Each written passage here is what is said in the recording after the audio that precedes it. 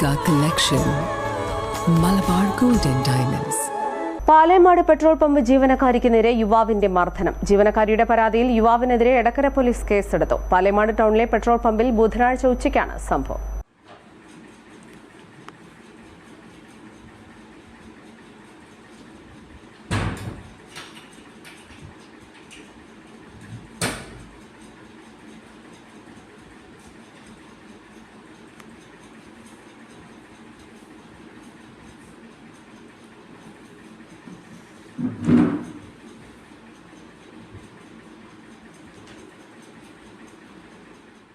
തണ്ണിക്കടവ് സ്വദേശിയായ ജാബിർ എന്ന 42-കാരനെതിരെയാണ് പോലീസ് കേസെടുത്തത്.